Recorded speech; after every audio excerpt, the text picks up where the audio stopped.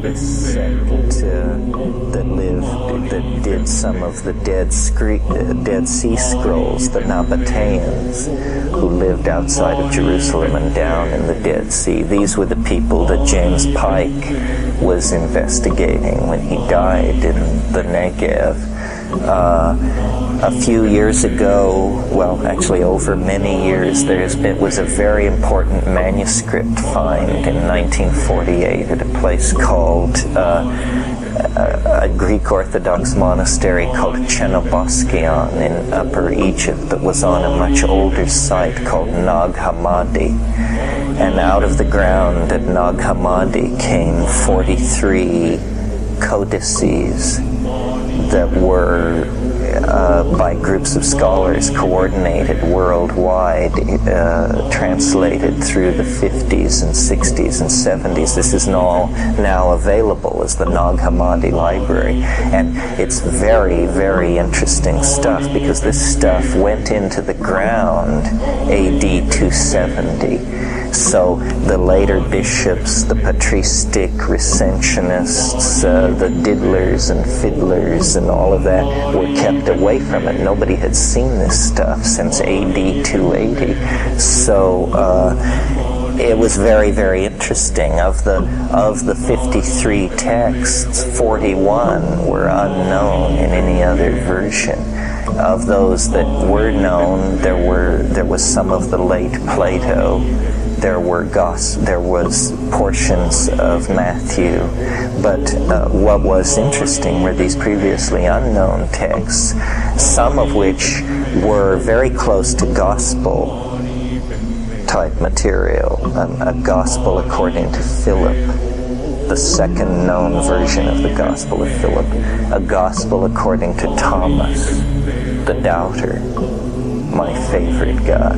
But more interesting is the less pseudo-Christian material, this exegetical and mystical material that just takes off, that is proto-Hermetic. Some of it shows traces of Indian philosophies, transmigration of souls, yogic practices. Some of it reads almost like Maria Sabina's mushroom chants. There's one text called The Voice of the Thunder that has a meter and a rhythm that is precisely Maria Sabina. So Gnosticism is the general banner under which all of this stuff can be placed. Gnostics believe the central tenet of Gnosticism, and it's hard to put this across because modern Gnostics are such cheerful people, but they've forgotten their real roots. The central perception of Gnosticism, no matter how you slice it, is that we don't belong here, that we are strangers, that something terrible happened, and that accounts for why we're here, that we were destined for a much better deal, and something went terribly, terribly wrong. It takes different forms. Some Gnostic mythologies are fairly straightforward, some are fairly Baroque. The one that I enjoy is one of the more Baroque ones. The 2nd century Gnostic Bishop Valentinius had this notion that there were 36 archons.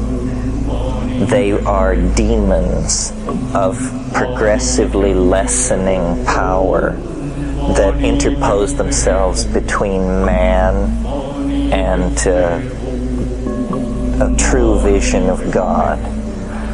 And the last of the archons, the 36th archon, was Sophia, and the only of the archons that was female. There's a tremendous sexual ambivalence in Gnosticism, which we can talk about, which is resolved in different ways. But anyway, the 36th archon is Sophia. She looked upward toward the higher God and saw him bring forth creation, of which she was the final manifestation. And in her heart, an avarice grew, a wish to create in the same manner as the highest and hidden All-Father.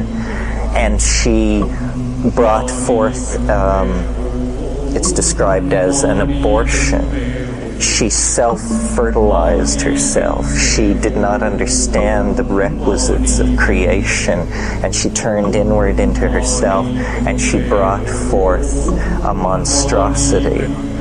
And this monstrosity is the God of the Old Testament, Yahweh, Jehovah. And when she saw what she had done, that she had brought forth this monstrosity, she flashed through a whole bunch of emotions very quickly. Horror, guilt, rage, fear, agony, like that. And these emotions of the errant Sophia condensed as the material world over which Ildabuath was then made Lord. So the entire material universe is seen as the condensed emotional debris of the horror of the 36th Archon upon witnessing her own creation, who is then made God over this universe. Well, even though this is this really bad scene, it still, nevertheless, has this extremely tenuous connection to the highest and hidden All-Father in the form of what is called the scintilla, the spark, the soul spark of divinity. So then the goal of Gnostics, born into this unfortunate world, is to gather the light together, to save the light. The light is defiled by its presence in the world of material existence, and the light must be gathered. Well, so then the central soteriological concern, that means the central salvational concern of Gnosticism, is how shall we gather the light? And their whole theology then is, what is the light? How should we gather it? And once we have it, what do we do with it? And then there were various answers. I mentioned the sexual tension inside Gnosticism. It took two forms, both wild extremes. In one case, Gnostic hermeneutics reasoned along the following lines. Life is defiled, the light is defiled by the material universe. Therefore, we should withhold entry of the light into matter. Therefore, we must be celibate. We must have no children. And in some cases, this took the form of saying, and we sanction no form of sexual union which could lead to procreation. So they were kinky in that style. The other direction that they took was extreme celibacy. Just simply no sexual contact whatsoever. And then the third option, and these options had differing percentages of loyalty as Roman society underwent exterior transformations. The third Gnostic stance was, man is divine. We are of the light, and nothing in the universe of Ildabuath can pollute the light, for it is of a higher order, and therefore we can do anything we want. Yes, so you could be a Gnostic and line up for scourges and heavy dieting, or you could line up for total libertinism and eating and drinking anything you want and any kind. So this was the spectrum, and this was, of course, very baffling to Christian morality. But Christianity has an incredible debt to Gnosticism. I mean, the Gospel of John and Revelations, this whole bit, in the beginning was the Word, this notion of the going forth of the Word, this is thoroughly Gnostic, and the struggle between light and darkness, the light shines in the darkness, and the darkness comprehended not. This is essentially the Manichaean thing, which is a form of Gnosticism. Manichaeanism is a dualistic Persian religion that had great sway in Persia through this slightly later phase. Mani was its prophet. Mani was a Mandaean. His father was a priest in the Mandaean faith. Well, why talk about this so much? Well, I don't know. Permission for heresy is never a bad idea.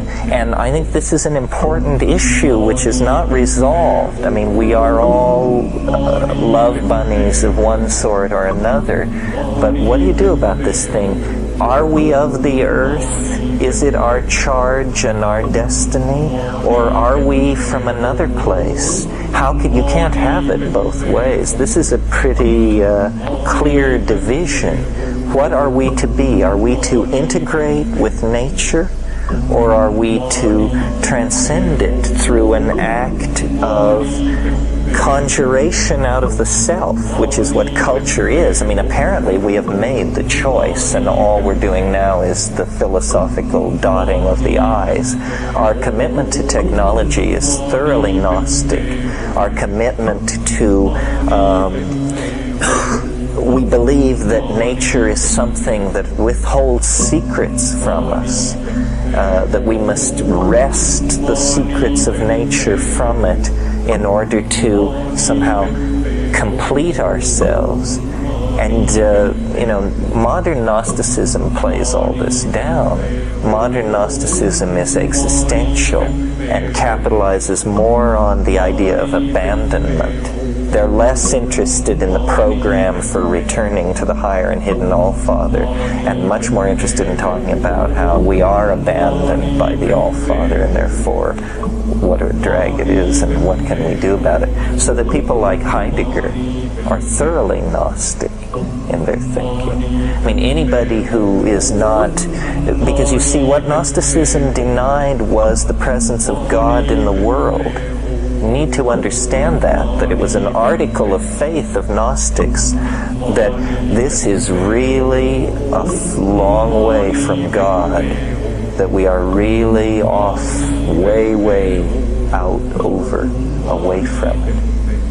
And Christianity preserves this dualism in the eternality of evil, in the idea that, there isn't a final fusion. They preserve the distinction down to the last knell of recorded time. So that's a thoroughgoing dualism. But my approach to this kind of thing is basically Jungian. I mean, that's where I got it. Christ is a type of Gnosis. I mean, it's heresy to say so, but comparative religionists have been saying this for centuries. Dionysius was a religion of orgy and ecstasy, typical of this period in Greece. Another religious system that was sort of complementing the Hermetica and developing alongside it was Gnosticism. And, I said a few minutes ago that the psychology of the late Roman Empire was very modern. Gnosticism is a very, very modern impulse. It may not at first appear so, because ancient Gnosticism is freighted with angels, demons, what we would call superstition. But if you strip away all that Baroque stuff, you come to a philosophy very similar to the philosophy that many of us have accepted really without thinking. We just call it modern attitudes. But the idea in Gnosticism is that you're on your own. There ain't no free lunch. If God did make the universe, he disappeared shortly afterwards and has no interest in you, your fate, your fears, your hope. We don't belong. Gnostics were profoundly phobic of the world, and they were either very ascetic cults, or they were very libertine-like cults, springing from the same idea, which was that they did not belong in this universe. they were from a different place, and their whole concern was to escape. They are the ones who decided that the earth is an iron prison. They didn't like to have children, because they felt that to have a child is to trap light in matter. In many Gnostic sects, the only forms of sexual activity that they approved of were forms that were guaranteed to not lead to conception. So oral sex, anal sex, whatever, but never sex which could lead to conception, because that would trap the light, and that was an abomination. Needless to say, these sects died out in a hurry because they were self-limiting. Mani